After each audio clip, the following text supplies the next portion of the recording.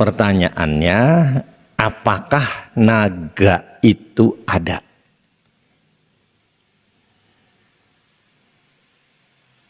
Dongeng, mitos, atau legenda?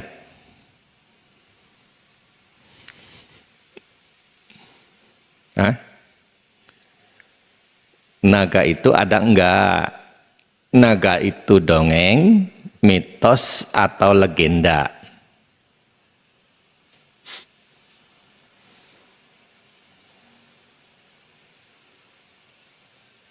Hah?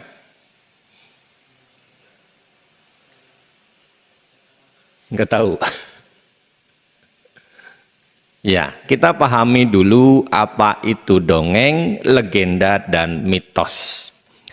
Bapak Ibu sekalian, dongeng adalah sebuah cerita yang memiliki alur dengan ketokohan, umumnya adalah binatang.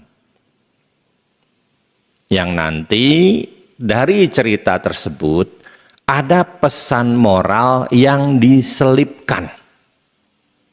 Ya, contoh kasus, kalau dulu kita masih sekolah SD, dalam pelajaran bahasa Indonesia, kan ada setiap buku, setiap bab dari buku bahasa Indonesia itu, di samping ada kosakata, juga ada subbab membaca.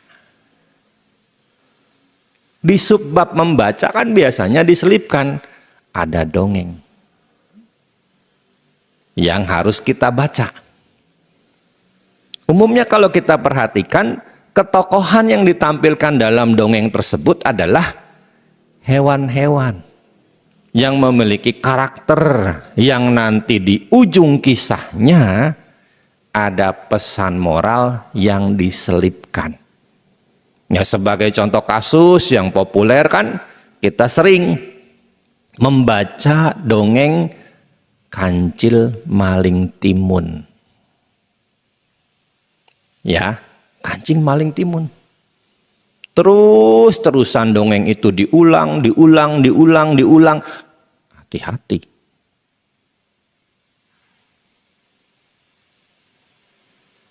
Kita sebagai umat Buddha, kalau mau ngedongeng buat anak cucunya, jangan ambil cerita Kancil Maling Timun lagi. Kenapa? Nanti gedenya jadi koruptor dia. Culas, licik, nyari cara agar bisa korupsi seperti sekarang.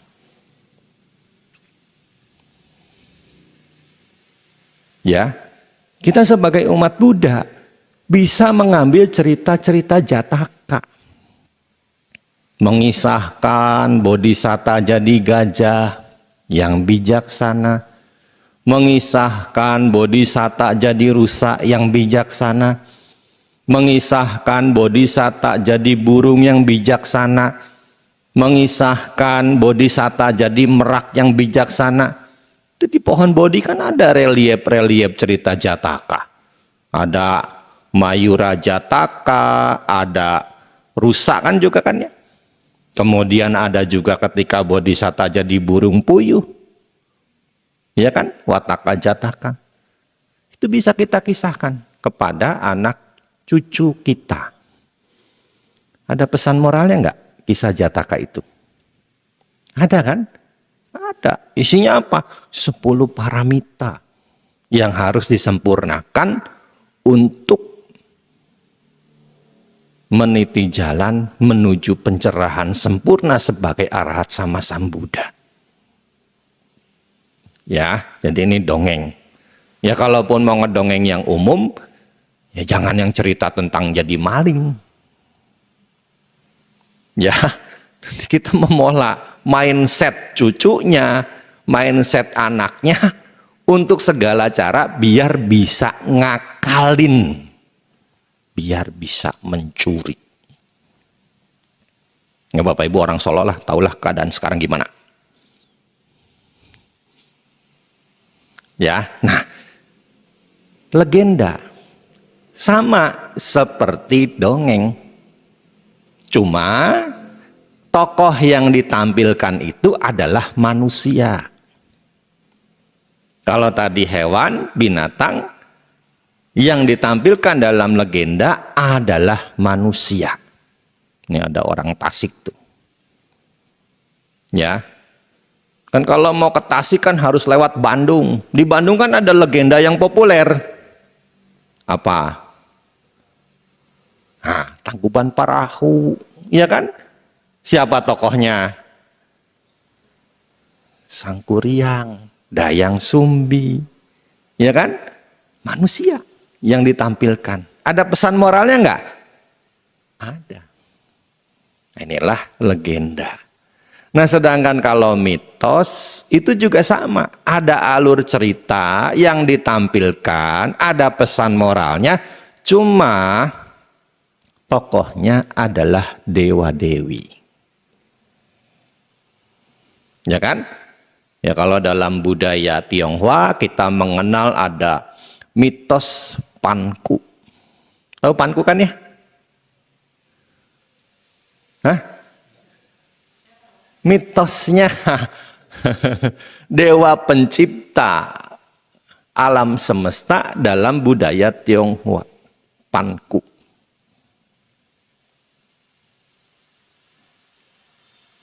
Ada juga Dewi Nuwa. Dewi Nuwa itu yang menciptakan manusia.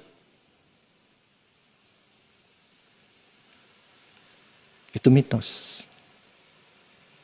Ya, jadi ini. Nah, sekarang naga itu masuknya kemana? Dongeng, legenda, atau mitos? Hah? Dan pertanyaannya, naga itu ada enggak?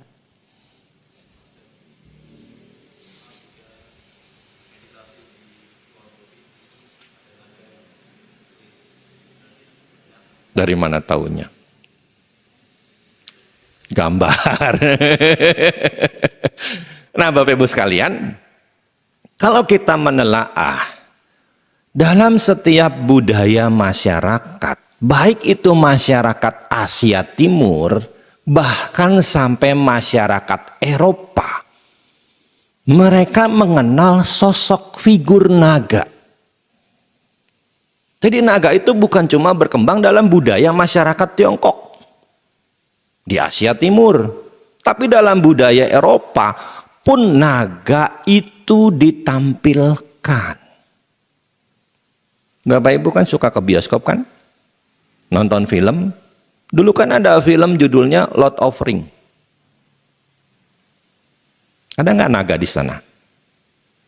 Ada kan? Hidupnya di goa, ya kan? Mulutnya bisa keluar api, naganya punya sayap, perutnya gendut karena makannya burger. Jadi orang Eropa tuh mengenal ada figur naga dalam budaya orang bule, orang barat sana. Jadi ini bukan mistisme Asia Timur, tapi ini adalah Eropa pun punya figur naga. Ya kalau di Asia Timur kan jelas ya kan. Kalau kita melihat ke Tiongkok, hampir setiap bangunan tradisional Tiongkok pasti di atapnya itu ada naga. Di Asia Selatan, di India, di Sri Lanka, banyak bangunan-bangunan suci dibuat menampilkan juga profil-profil berbentuk naga. Ya, di Asia Tenggara, di Thailand, banyak kan profil-profil bangunan suci seperti wihara naga. Di Kamboja, jelas kalau kita pergi ke Angkor Wat, banyak sekali itu artefak profil naga yang sangat panjang ditampilkan.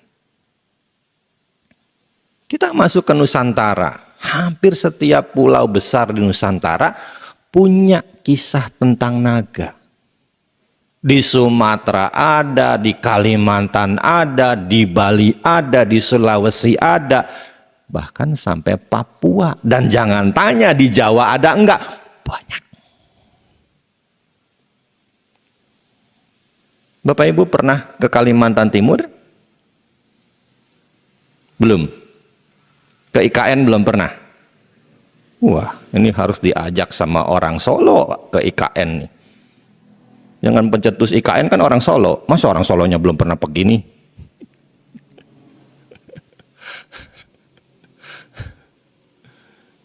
Ya.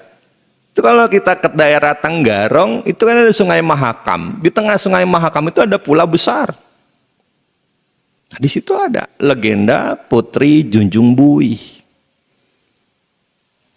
Ditampilkan figur naga. Ya kalau di Bali kan kita sudah jelas ya. Nah, sekarang kalau di Jawa, kita ada di Solo. Utaranya Solo apa? Nah, utaranya lagi, yang paling utara di Jawa Tengah, Semarang.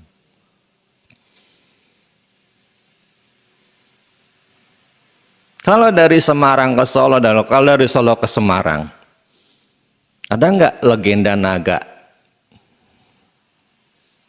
Ada nggak? Clue-nya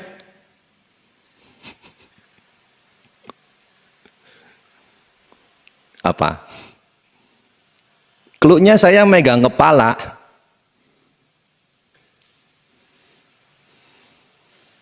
Nggak tahu. Clue-nya saya megang kepala. Kalau megang kepala tandanya apa? Pusing apa? Hah? Rawa? Ah, itu. Kan saya udah kasih clue, saya megang kepala. Udah dibilang pusing, pusing kan pening kan? Coba kalau kita telaah, gimana legenda asal mula terjadinya rawa pening? Berkaitan dengan siapa? Baru Kelinting kan? Siapa Baru Kelinting? Naga kan? Ya kan? Baru Kelinting kan naga.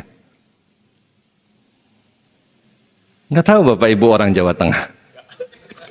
Cian deh lu. Inilah kadang-kadang kita itu terlalu banyak mengeksplor kisah-kisah dari luar. Ya kan? Kita hafal cerita drama Korea, tapi kita nggak hafal cerita masyarakat yang berkembang dari budaya kita sendiri. Sebagai akibatnya apa? Kecintaan terhadap bangsa ini nggak ada.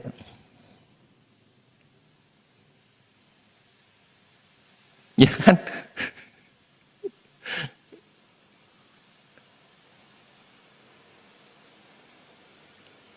Nah, ini yang harus dibangkitkan lagi. Baru Kelinting itu kan figur naga. Ya kan? Gimana kisahnya? Mbak Wati tahu ceritanya? Lupa ingat. Ya.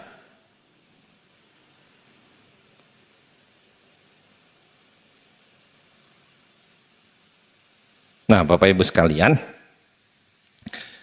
dari dulu sampai sekarang ada budaya dalam masyarakat itu, budaya bersih desa.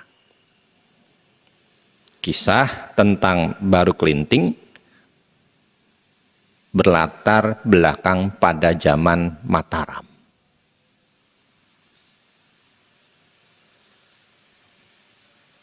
Ada sebuah desa di wilayah kerajaan Mataram itu namanya Desa Ngasem. Desa ini diperintah oleh Ki Selo Gondang.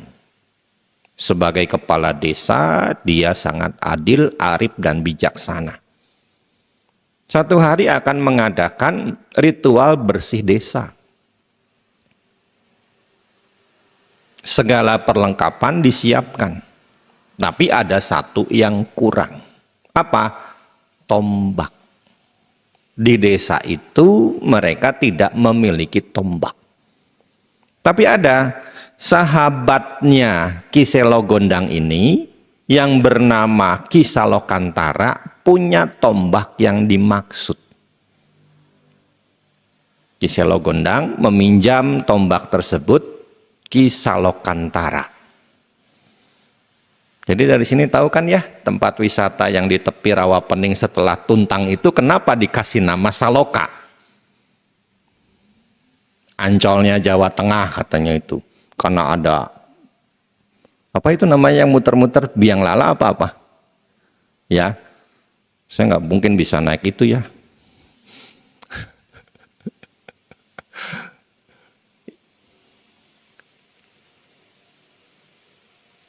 Untuk pinjam ke sana,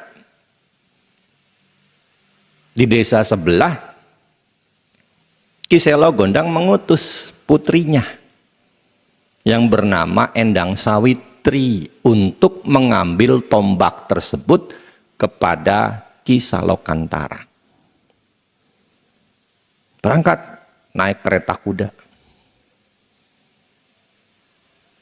Sampai ketemu dengan Ki Salokantara. Tombaknya diserahkan, tapi Ki Salokantara pesen. Tombak ini sepanjang perjalanan pulang harus dipegang, enggak boleh dipangku.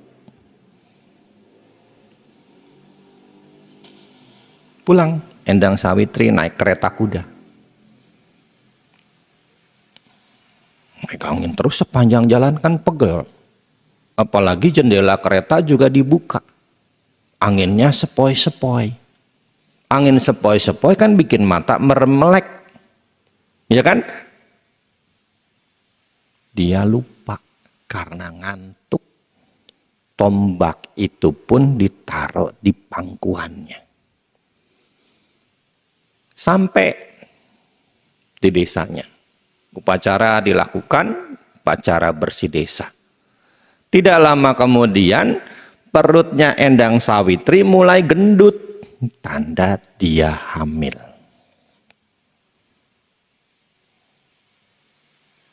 Ayahnya Ki Selogondang menuntut pertanggungjawaban kepada Ki Salokantara.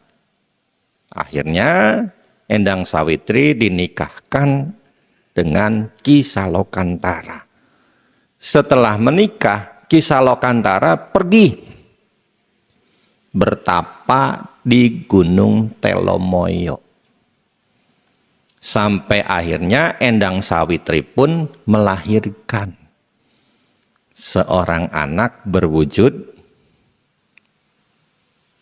ular yang diberi nama Baruklinting. Beranjak remaja, beranjak anak-anak, Baruklinting dikasih tahu bahwa ayahnya sedang bertapa di Gunung Telomoyo. Maka dia pun menyusul ke sana. Ibunya memberi tanda bahwa dia adalah anak Ki Salokantara. Ketika ketemu dengan ayahnya, Baruklinting menyerahkan semua benda-benda yang diberikan ibunya kepada ayahnya. Tapi ada satu hal yang harus dilakukan oleh Baruklinting. Apa? Biar dia bisa menyalin rupa menjadi manusia utuh, dia harus bertapa melingkari Gunung Telomoyo. Sekian lamanya.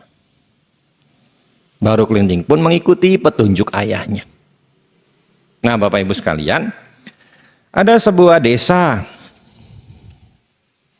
di sela-sela Gunung Merbabu dan Gunung Telomoyo. Namanya Desa Patok. Di desa tersebut pun akan diadakan upacara bersih desa. Beberapa penduduk yang laki-laki bertugas mencari binatang buruan untuk pesta tersebut. Mereka ke sana kemari, nyari binatang buruan, tidak mendapat. Sampai akhirnya mereka pun beristirahat di sebuah batang pohon yang besar. Dan ketika satu orang di antara mereka mengasah goloknya, ternyata tempat mengasah golok tersebut mengeluarkan darah. Dan ternyata mereka menemukan itu adalah daging. Mereka mengambil, lumayan bisa buat pesta. Daging siapa itu? Baru kelinting yang sedang bertapa di bagian ekor, di sayat. Setelah cukup mengambil daging itu, mereka pun pulang dan mengadakan pesta di desa Patok. Ketika pesta sedang dilakukan, ada anak kecil dengan jalan pincang mendatangi mereka. Tubuh anak tersebut bau, kotor, dekil. Untuk apa? Anak kecil itu mendatangi mereka, minta makan dan minum. Dan penduduk desa Patok ini terkenal sombong, terkenal angkuh. Ketika mereka melihat anak kecil yang minta makan minum, yang penampilannya itu memelas, mereka tidak memberi sama sekali. Mereka malah mengusir anak kecil itu. Siapa anak kecil itu? Baru kelinting. Ya kan? Tadi ekornya diambil, makanya jalannya pincang. Makanya jalannya pincang. Bahkan anak kecil itu diusir. Disuruh pergi. Baru kelinting pun akhirnya menjauh dari mereka. Tiba di tepian desa, ada seorang ibu tua. Namanya Nyai Latung. Hidup di tepi desa seorang diri, baru kelinting singgah di pondok Nyai Latung. Merasa iba dengan bocah kecil ini, Nyai Latung pun memberi baru kelinting makan dan minum. Usai mendapat makan dan minum, baru kelinting mengucapkan terima kasih dan berpesan, "Nek, nanti kalau dari tengah desa nenek mendengar suara kentongan bertalu-talu, nenek naiklah lesung ini, jadikan alunya sebagai kayu. Aku akan kembali ke desa." Maka baru kelinting pun pamit kembali ke desa sambil membawa beberapa batang lidih. Buat apa? Nantangin penduduk desa. Lidih itu dia tancepin, siapa yang bisa nyabut. Penduduk desa merasa itu tantangan yang ringan, tantangan yang sepele. Yang kurus-kurus nyabut ternyata nggak kuat. Lidih yang ditancapkan baru kelinting di tanah dicabut oleh orang-orang dewasa yang badannya kurus-kurus, nggak tercabut. Mulai badannya yang sedang-sedang juga nggak kecabut. Sampai akhirnya yang badannya keker, yang gede-gede pun mereka tidak mampu mencabut lidih yang ditancapkan baru kelinting di tanah. Sampai akhirnya baru kelinting sendiri yang mencabut. Dan ketika lidih itu dicabut oleh baru kelinting, air menyembur. Makin lama makin deras. Ya. Mulai makin banyak. Merendam semata kaki, merendam selutut. Mereka sudah mulai panik. Kentongan ditalu-talu.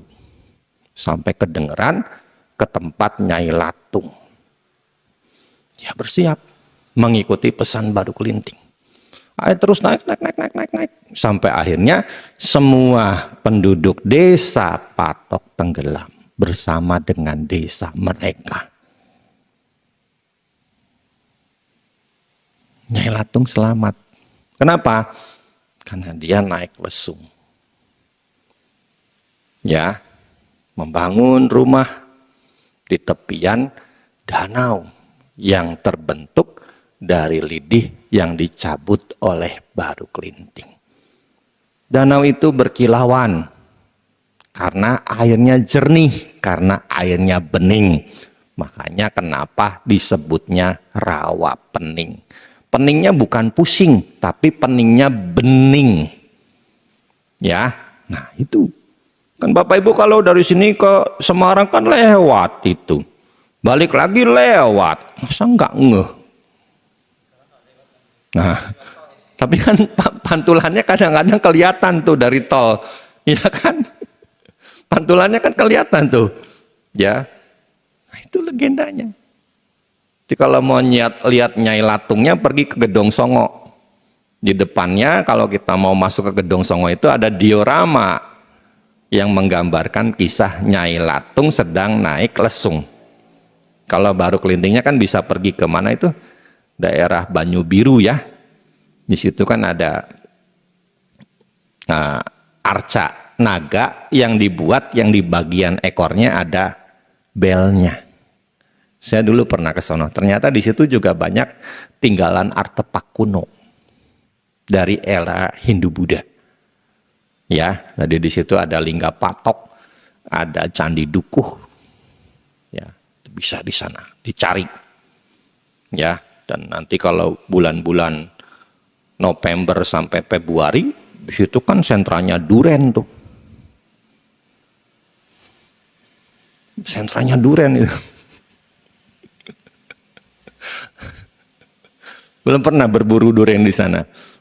Belum pernah. Waduh, kalah sama saya. Ini satu kisah, ya. Terus kan kalau Bapak Ibu nyebrangin Karanganyar lewat Lawu, masuk Ponorogo, ada apa itu di sana? Hah? Telaga Ngebel, iya kan? Kisahnya gimana? Naga juga kan? Naga juga kan? Suami istri nemu telur, telurnya dimakan, badannya panas, nyemplung, jadi naga. Jadi kisah tentang naga itu berkembang banyak dalam budaya masyarakat Nusantara. Jadi bukan sesuatu yang aneh, bukan sesuatu yang tidak dikenal. Ini populer dalam budaya masyarakat Nusantara. Tadi saya sudah merujuk di Asia Timur, di Eropa, di Asia Selatan, di Asia Tenggara, bahkan di Nusantara berkembang. Jadi naga itu ada enggak?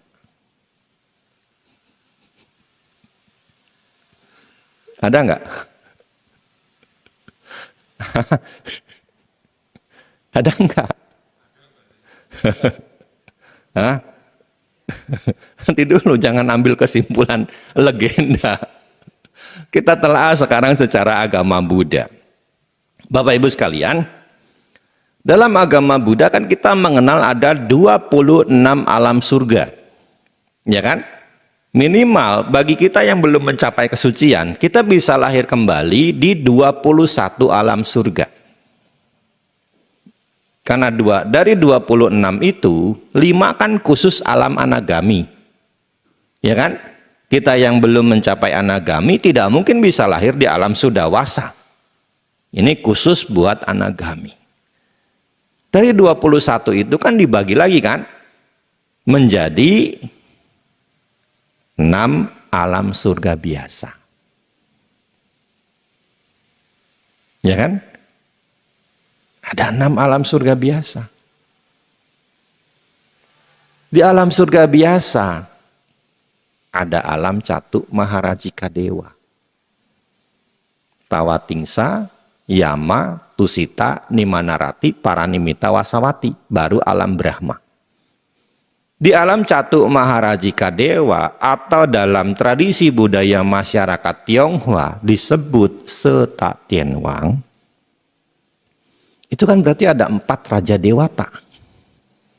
Ya kan? Ada Wesawana, ada Wirupaka, ada Datarata, ada Wirulhaka. Mereka itu punya jenis. Ada 4 jenis Dewa Catu Maharajika. Ada sosok Yaka. Ya, Yaka itu penjaga pintu. Jadi kalau kita pergi ke bangunan-bangunan suci, ada arca bawa pentungan, penjaga pintu, atau dwarapala atau mensen, itu adalah figurnya Yaka. Kalau ke Thailand kan banyak itu gede-gede Wetsuan. Wetsuan itu rajanya Yaka, Wesawana. Ya, Wesawana. Itu Yaka sosoknya. Yang kadang-kadang dalam budaya Jawa klasik, sosok Yaka ini menjadi kuwera, dewa kekayaan atau jambala, Jaisen. Itu di Candi Pelasan kan ada arcanya. Di Candi Mendut ada reliefnya. Dewa kekayaan itu. Ya. Nah, lalu ada sosok apa lagi? Ada sosok Gandaba. Gandaba itu pemusik surgawi. Bapak Ibu pernah nonton film Monkey King yang episode pertama, yang beberapa tahun lalu, yang menjadi Sun Gokongnya itu kalau nggak salah Donnie Yen. Pernah lihat? Ya. Kan waktu itu kan Sun Gokong terbang. Mau ngapain? Ngacak-ngacak istana langit kan? Kan di stop sama dewa yang bawa gitar itu. Yang ketika gitarnya dipetikkan keluar sinar laser. Itu sosok Gandaba, pemusik surgawi. Ya. Ini Catu Maharajika dewa yang kedua.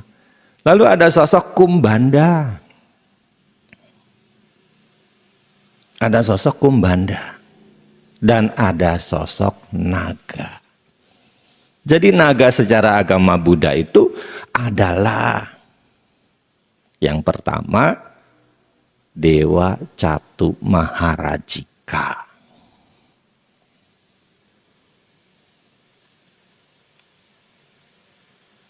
Di Winaya Pitaka ada cerita. Beberapa dewa di Catu Maharajika itu konon bisa menyalin rupa menjadi manusia, termasuk naga. Ada naga yang kebelet pengen jadi biku. Maka dia menyalin rupa menjadi manusia. Ditasbiskan menjadi biku. Ketika biku-biku lain sedang meditasi, naga ya yang menjelma menjadi manusia dan menjadi biku ini tidak pernah hadir. Ketika dicari tahu, ternyata di dalam kutinya ada ular besar pakai jubah. Kejadian ini pun kemudian dilaporkan kepada Sang Buddha. Makanya sejak saat itu Sang Buddha menetapkan bahwa mereka yang mau jadi biku itu harus manusia. Ya, Samanera mau jadi biku itu diperiksa di luar sangga, di dalam sangga. Diajukan beberapa pertanyaan. Punya utang enggak? Punya penyakit menular enggak seperti kusta, TBC dan sebagainya? Punya mangkok dan bol enggak? Punya izin orang tua enggak? Termasuk pertanyaan manusosi, apakah kamu manusia? Ya, itu diperiksa di luar sangga, di dalam sangga dengan pertanyaan-pertanyaan yang sama. Kenapa pertanyaan ini muncul? Ya dari cerita tadi. Naga kebelet pengen jadi biku. Makanya kemudian ketika ini diketahui oleh Sang Buddha, dicantumkan bahwa untuk jadi biku itu harus laki-laki dan juga harus manusia. Ya, jadi ini naga. Nah yang kedua Bapak Ibu sekalian, di dalam Wamika Sutta yang ada pada kitab suci Majjhima Nikaya, ada anak STAB Raden Wijaya? Nggak ada. Anak STAB nggak ada. Nggak ada. Ya. Di dalam Wamika Sutta yang ada pada kitab suci Majjhima Nikaya, sutta ini adalah sutta yang merupakan upaya sahabat dari Bante Kumarakasapa menuntun agar Bante Kumarakasapa itu bisa mencapai tingkat kesucian tertinggi. Siapa sahabatnya? Dewa dari Anagami, dari alam Sudawasa, yang pada zaman Buddha Kasapa mereka sama-sama jadi biku.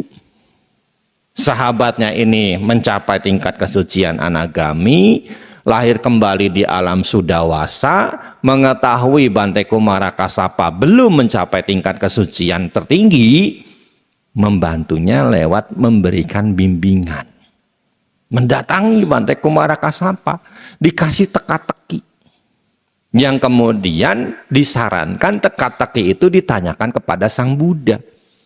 Dari sekian teka-teki itu disebutkan, janganlah mengganggu ular naga.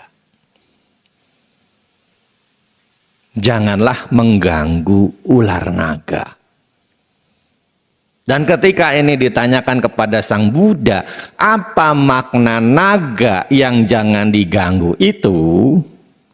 Naga adalah simbol dari orang yang mencapai tingkat kesucian tertinggi. Naga adalah simbol dari orang yang telah mencapai arahat. Dan kita mengetahui sebagai umat Buddha, apa resikonya kalau kita mengganggu arahat? Awici kan? Iya kan? Kita bakal masuk ke neraka awici, neraka yang paling dalam, neraka jahanam orang umum menyebutnya. Karena ada 6 kejahatan berat sebagaimana tercantum di dalam Ratana Sutta. 6 kejahatan berat loh Bapak Ibu sekalian, bukan 5 kejahatan berat. Ya, 6 kejahatan berat kan? Coba aja baca Ratana Sutta bait ke-10. 6 kan? Sahawasa dasana sampadaya tayasu dhamma jahita bawanti sakaya diti wicikici tanca silabatang wapi yadati kinci catuha payehi cak wipamuto cak bitanani ababokatung. Seorang sotapana telah melenyapkan 3 belenggu. Sakaya diti, wicikica, silabata paramasa. Tidak mungkin jatuh ke 4 alam apaya. Dan tidak mungkin melakukan 6 kejahatan berat. Ada? Ada nggak? Ya, 6 kejahatan berat ya. Membunuh ayah, membunuh ibu, membunuh ayah, membunuh arahat, melukai Buddha, memecah belah sangga, dan menganut pandangan salah.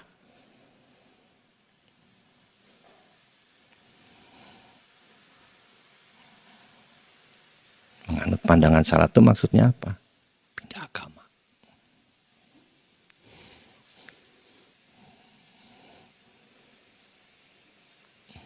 Ya, jadi secara agama Buddha, di dalam sutta yang lain juga disebutkan, ada biku meninggalkan kebikuannya, lalu mengikuti ajaran pertapa lain.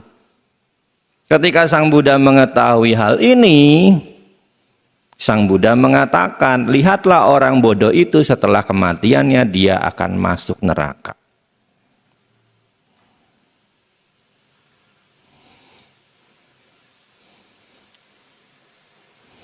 Ya,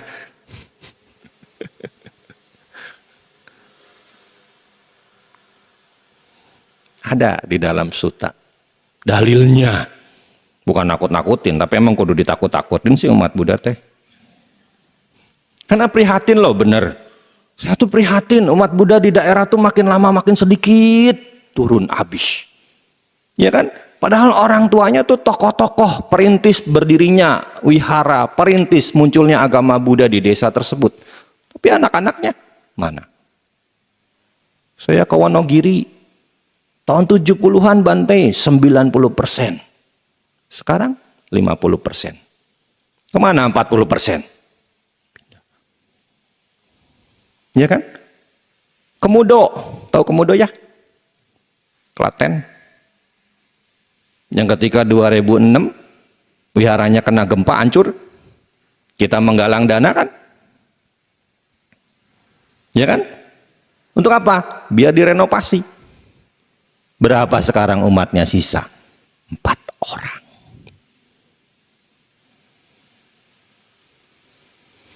Sisa 4 orang.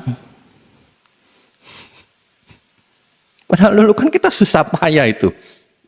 2006 setelah gempa nyari dana biar 7 wihara yang kena gempa itu bisa direnovasi.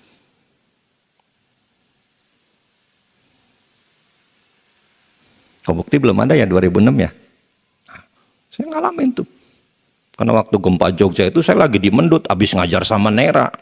Mau pulang ke Jakarta karena sorenya ada Wesak. Itu kan terjadi di hari Sabtu. Iya.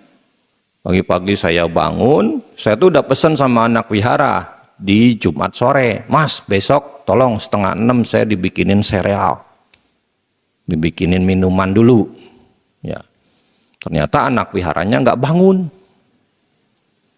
Nah, ya udah saya lihat ada Samanera, Piadiro.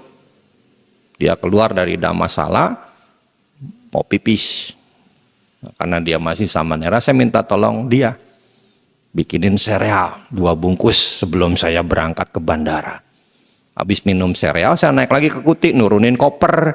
Sebelum nurunin koper, saya mau pipis dulu sebelum berangkat. Kan habis minum 1 gelas. Ya, begitu saya lagi jongkok, geruduk, geruduk, geruduk. Krak, krak, krak gitu. Jadi beton itu, besinya di dalam itu kedengeran sekali seperti di batak-batak itu. Ya, wah ini gempa. Saya nggak langsung turun, saya nggak kepikiran turun. Yang ada di pikiran saya apa? Pokoknya kalau ada gempa, pergi berlindung di kolong ranjang. Saya cepat-cepat keluar dari WC, belum kelar padahal pipisnya tuh. Sembunyi di kolong ranjang. Begitu mulai reda saya kepikiran Bante Joti nih, jangan-jangan belum bangun. Ternyata begitu saya keluar dari Kuti, Bante Joti udah di dekat genta itu. Damiko, turun.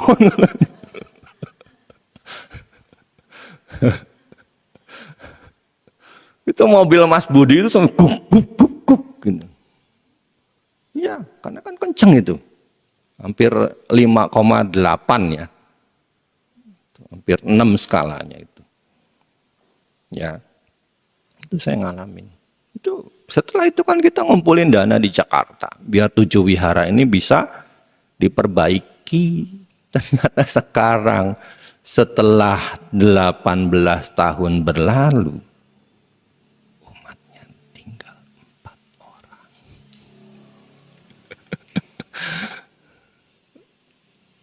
Umatnya tinggal 4 orang.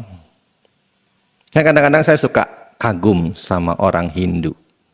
Mereka punya prinsip lahir sebagai Hindu, mati pun sebagai Hindu. Cobalah kita bangun kesadaran ini. Lahir sebagai umat Buddha, meninggal pun sebagai umat Buddha. Jangan gampang-gampang tuker-tuker. Ya, nanti yang ceramah-ceramah ke desa tuh disampaikan. Seperti yang bulan lalu saya sampaikan ya. Jangan cuma nggak perlu ke wihara, yang penting berbuat baik. Kamu yakul apa orang Buddha gitu. Ya harus diubah pola pikirnya. Susah payah bikin wihara, kalau nggak dipakai ya buat apa? Ya kan? Untuk meningkatkan keyakinan kita kepada Buddha Dhamma Sangha. Ya, jadi ini. Kenapa nggak boleh mengganggu ular naga? Karena naga di dalam Wamika Sutta itu adalah simbolnya arahat. Dua ya. Dua kan? Nah. Tadi benar. Naga itu juga bisa sosok ular betulan. Tadi saya sudah menyebutkan sebagai Catu Maharajika Dewa.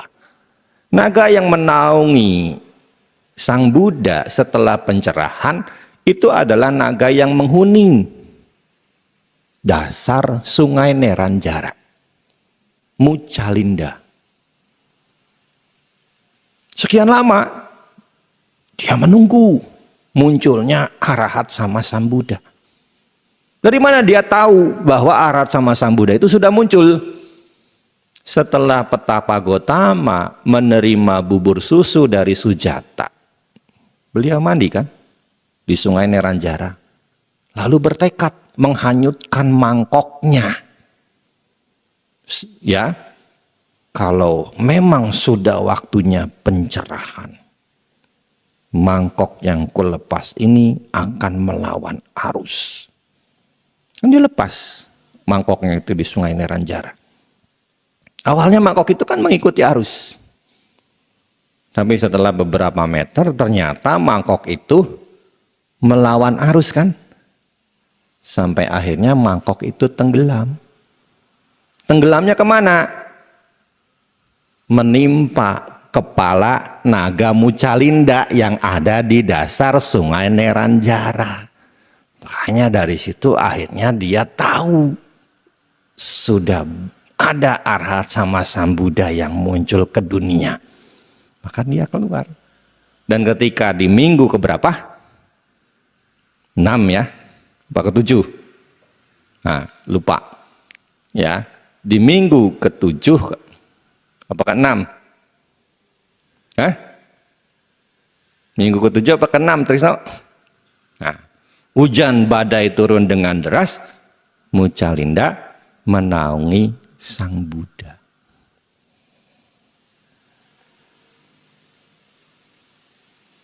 Ya, jadi dalam konteks ini Muchalinda termasuk ke dalam Catu Maharajika Dewa. Ya, jadi sudah 2, masih banyak. Bapak Ibu punya Dhammapada? Dibaca enggak? Ada berapa bab Dhammapada itu? Berapa bab? 1 Yamakawaga kan? Berapa? Trisno? Ini Romo Pandita. Berapa bab Dhammapada? Nah, 26. Itu buka Google ketahuan.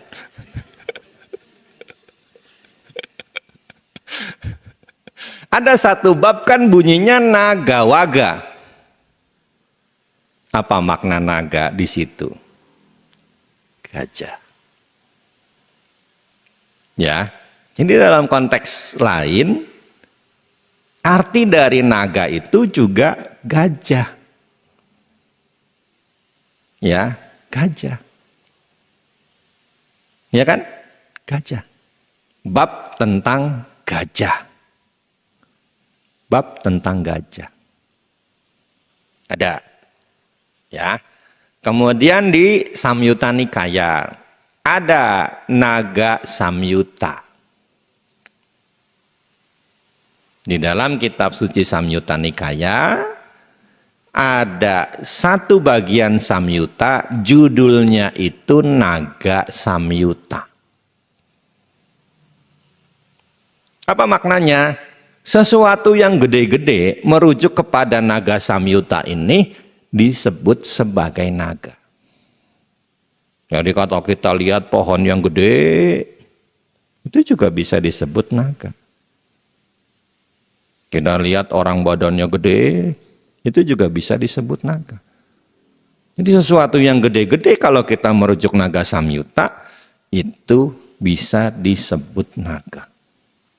Ya, gede dalam arti kata, wah gitulah. Agung jadinya. Sudah berapa tuh arti naga? 4 ya. 1 Maharajika, Arahat, gajah, yang gede-gede.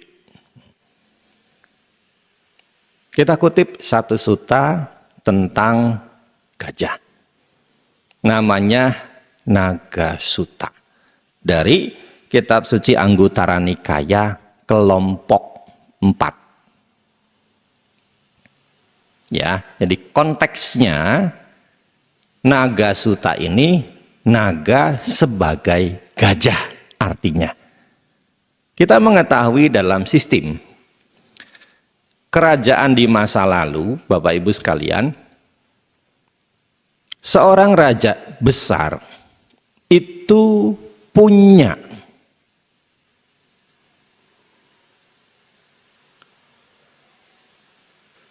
pelengkap kerajaan. Pelengkap kerajaan itu, kalau dia sebagai seorang Raja Cakrawati, dia punya 7 permata. Punya 7 permata. Salah satu dari 7 permata itu adalah permata gajah. Bapak Ibu pernah ke Borobudur? Pernah lihat relief Raja Cakrawati di Borobudur? Enggak tahu.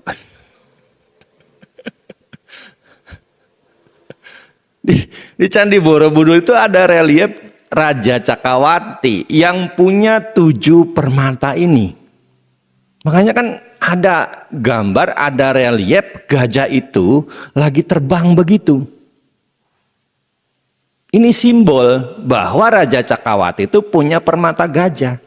Gajah sebagai tunggangan dalam makna yang sesungguhnya. Ada juga nanti yang seperti piring terbang. Makanya kadang-kadang orang yang nggak memahami itu piring terbang. Jadi di Borobudur sudah ada UFO. Bukan. Itu satu dari 7 harta Raja Cakrawati. Bukan UFO. Memang digambarkannya seperti piring terbang. Tapi itu bukan UFO. Ya, nanti kalau ke Borobudur lagi coba cari. Kan sekarang kalau kita ke Borobudur kan ada jalur khusus buat ziarah. Ya kan? Di jam 6 sampai jam 9 pagi. Khusus tuh. Yang lain nggak boleh naik. Ya. Yang lain nggak boleh naik. Jadi mau kita baca parita, mau kita pradaksina, mau kita meditasi, puas dah. Jam 6 sampai jam 9 pagi. Ya. Dan kalau jam 6 naik sampai jam 9 pasti tercerahkan secerah teriknya matahari yang menyengat di puncak Borobudur. Ya, nanti sambil telisik tuh. Relief Raja Cakrawatinya di mana? Di bagian apa? Nah, itu bisa dicari nanti. Lihat 7 permatanya. Ada gajah di sana. Nah, Bapak Ibu sekalian, gajah yang dijadikan sebagai pelengkap seorang raja besar itu bukan gajah yang sembarangan. Gajah yang dijadikan sebagai gajah kerajaan, sebagai miliknya raja, sebagai salah satu faktor kerajaan, itu punya keistimewaan, punya kualitas, punya syarat bahwa memang gajah itu layak. Apa? Ada 4 minimal syaratnya. Kenapa gajah itu sampai dijadikan gajah kerajaan? 1, gajah itu adalah gajah yang mendengarkan. Ya, Jadi ketika pawangnya kasih instruksi, gajah itu menyimak. Mengikuti instruksi dari pawang gajah. Gajah itu nurut mengikuti instruksi dari pawangnya.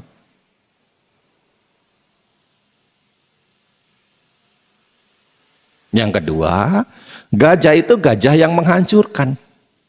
Ya namanya gajah miliknya raja besar. Raja pasti punya seteru kan? Ya kan? Ketika dia dibawa ke medan perang, dia mampu menghancurkan musuh-musuhnya. Apakah itu gajah lain, apakah itu pasukan kuda, apakah itu pasukan tombak, apakah itu pasukan panah, apakah itu prajurit, dia mampu hancurkan. Yang ketiga, kualitasnya gajah itu adalah gajah yang menahankan.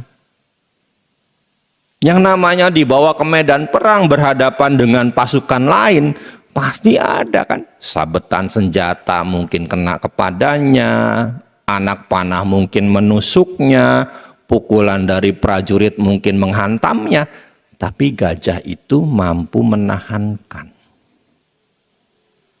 Kuat dia. Nah yang terakhir, gajah itu adalah gajah yang pergi. Jadi dia mengikuti. Instruksi-instruksi dibawa kemanapun dia ikut. Bapak Ibu sekalian,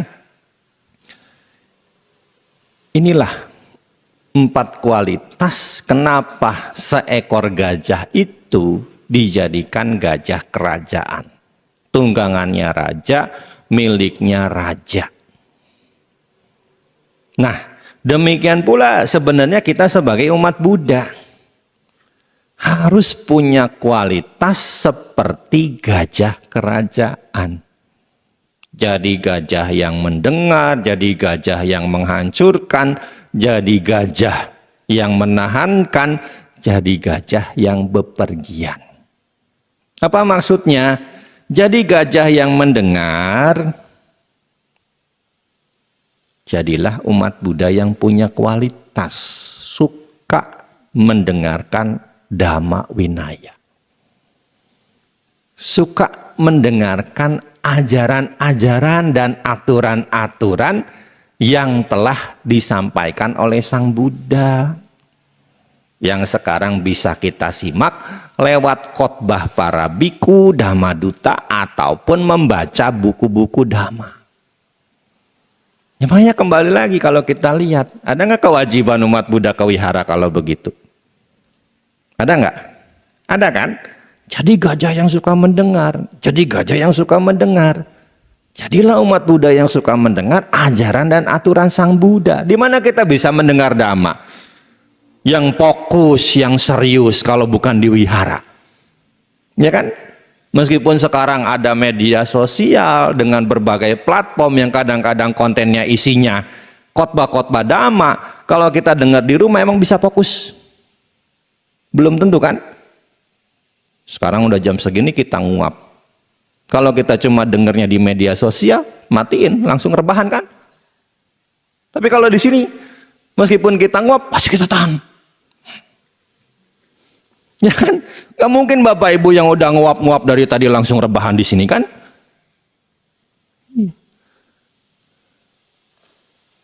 Ya, jadi inilah mendengar dhamma secara langsung itu interaksi sosialnya hidup.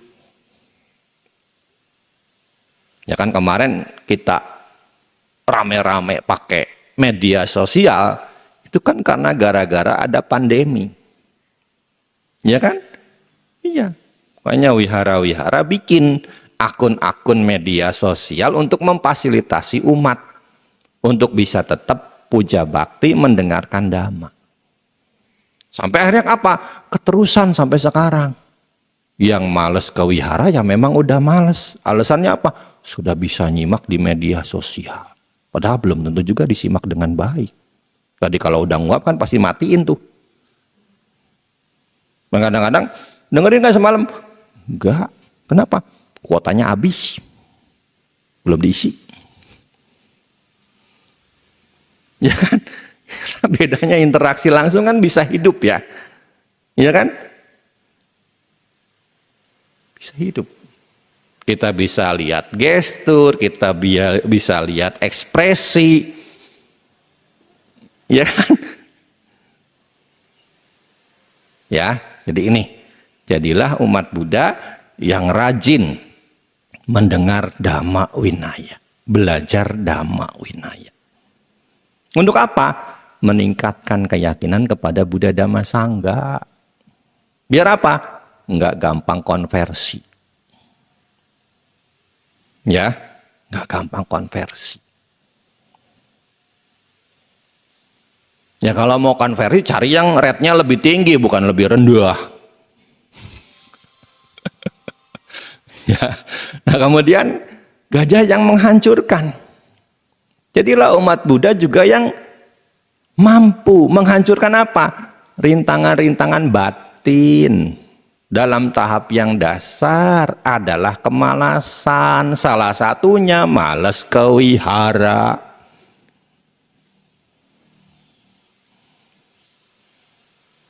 Ya. Kan kalau ditanya, Bapak Ibu pengen nggak mencapai kesucian? Pengen. Rajin nggak kewihara? Enggak. Ngimpi. Pengen cepat mencapai kesucian, kewiharannya males. Ngimpi kan kalau begitu kan? Iya. Coba kita lihat umat Buddha yang bisa mencapai kesucian di zaman Sang Buddha. Males apa rajin mereka kewihara? Rajin. Kan bulan lalu saya sudah bilang, Anathapindika tuh kewihara sehari sampai 4 kali mengalahkan orang minum obat. Pagi kewihara, siang kewihara, sore kewihara, malam dia juga kewihara. Buahnya apa? Sotapanna. Nah sekarang cita-citanya pengen cepat jadi arahat, kewiharanya males, ngimpi. Ya, jadilah gajah yang menghancurkan. Salah satu rintangan yang harus kita hancurkan adalah rintangan kemalasan. Ya, kan Bapak Ibu suka ngikut meditasi tuh. Kan ada 5 niwarana kan ya, 5 rintangan batin. Pikiran penuh nafsu, pikiran penuh niat jahat, pikiran gelisah, pikiran ragu-ragu, pikiran males. Ya kan? Rintangan batin itu kan sikapnya mental, niwarana itu. Ya kan? Nah, itu kan harus dihancurkan.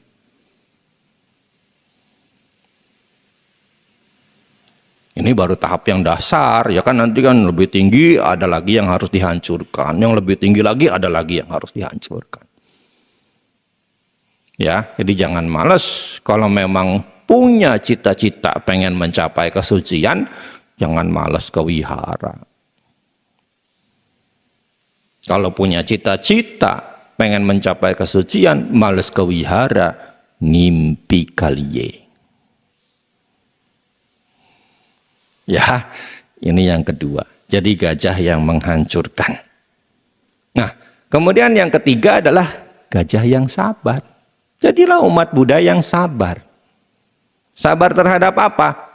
Deraan derita jasmani, deraan derita mental. Deraan derita jasmani seperti apa? Kalau kita kehujanan, kepanasan, kita sabar. Kita haus, kita lapar, kita sabar. Ya seperti sekarang. Ya kan? Bapak Ibu juga harus sabar. Kenapa? Ceramahnya udah lebih dari 1 jam. Sabar, kan nggak mungkin saya ngomong sampai jam 12 malam. Semutan nggak kakinya? Semutan nggak? Sama, saya juga kesemutan. Jangan dikira saya nggak kesemutan.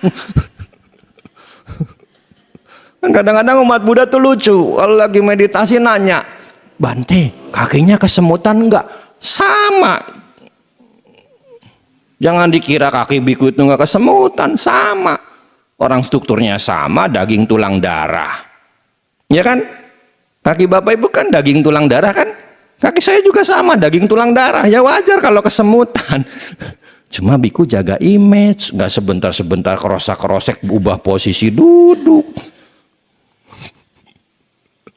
Ya, jadi kalau bandengnya sebentar kerosak-kerosek, katanya bimbingan meditasi, tapi kerosak-kerosek, nggak tahan, nggak sabar menahan kesemutan. Ya kan kalau kita lagi meditasi kan kita harus sabar kan, menahan deraan jasmani. Ya, jadi sabar menahan deraan jasmani, sabar menahan deraan mental. Terhadap apa? Kata-kata yang menyakitkan. Kan orang sering mungkin kita ketemu dalam keseharian ngomongnya kasar, kebun binatang keluar dari mulutnya tertuju kepada kita. Ya sabar.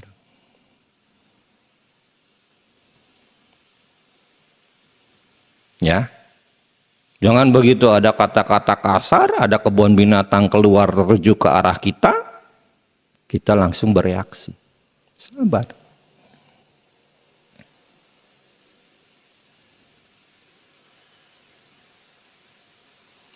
Marah nggak kita kalau ada orang ngatain kita anjing? Marah nggak? Marah nggak? Marah. Bapak Ibu tahu Acancah? Tahu ya? Guru meditasi 4 dekade lalu. Dalam sebuah bukunya Acancah mengatakan, kalau ada orang ngatain kamu anjing, peganglah bokongmu, adakah ekornya? Punya ekor nggak kita? Mau ngapain marah? Berarti kan kita bukan anjing, ya kan? Di dalam buku yang lain lagi Acancah menceritakan, kita tahu kan, tahun 60-70 terjadi perang Vietnam dengan Amerika Serikat. Amerika mendirikan pangkalan militer kan di Thailand. Ya, makanya kenapa sebenarnya sampai hari ini prostitusi di Thailand tuh marak. Kenapa? Buat jajannya tentara Amerika ini dulu, salah satunya. Nah, ada tentara Amerika yang udah lama di Thailand dan dia paham bahasa Thailand. Satu hari dia naik becak, mau pergi ke satu tujuan. Tukang becanya mengangkut bule ini. Sepanjang jalan, teman-temannya tukang beca ini nanya, bawa apa kamu? Si tukang beca yang narik bule ini, ngiranya bule ini nggak bisa bahasa Thailand. Apa jawaban tukang becanya? Saya bawa anjing. Pokoknya setiap kali yang ditanya, bawa apa kamu? Saya bawa anjing, saya bawa anjing. Sekian jauh bule ini naik beca, akhirnya dia berhenti, tiba di tujuan. Dia langsung ngeloyor pergi. Si tukang becanya manggil-manggil, hei bayar, bayar, bayar. Bulenya nyaut dengan enteng, anjing mana punya duit. Ya, sabar banget itu bule sepanjang jalan dikatain anjing. Ya, kenapa? Karena nggak ada ekornya, mau ngapain marah. Ya, jadi kita harus sabar menahankan juga deraan batin. Ya, nah kemudian jadilah gajah yang pergi. Ya, jadilah gajah yang pergi. Jadilah gajah yang suka mencari ajaran Sang Buddha.